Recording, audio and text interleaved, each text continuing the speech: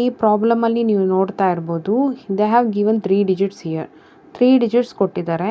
So ನಾವೇನು ಮಾಡಬೇಕು, ಇಲ್ಲಿ ಏನು ಕೇಳಿದ್ದಾನೆ, ಆ್ಯಕ್ಚುಲಿ ದೇ ಹ್ಯಾವ್ ಆಸ್ಕ್ಡ್ ಇಲ್ ಅಡಿಷನ್ ಮಾಡಿ ಅಂತ ಕೇಳಿದ್ದಾನೆ. ಸೊ ಇಲ್ಲಿ 8 ಬರೋದಕ್ಕೆ ನಾವು ಯಾವ ಡಿಜಿಟ್ನ ಯೂಸ್ ಮಾಡಿದ್ರೆ ಇಲ್ಲಿ 8 ಬರುತ್ತೆ ಅಂತ ನೋಡ್ಕೋಬೇಕು.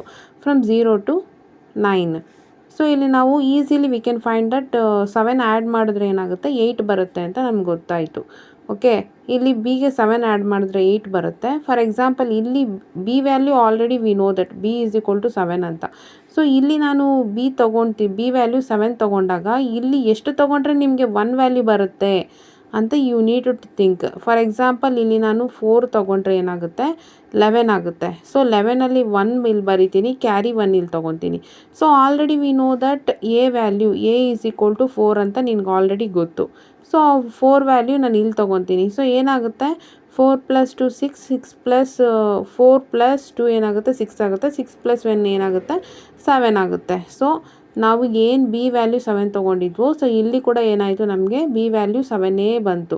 ಸೊ ಹಾಗಾದರೆ ಏನು answer, A is equal to ಎಷ್ಟು 4, ಬಿ ಈಸ್ ಈಕ್ವಲ್ ಟು 7.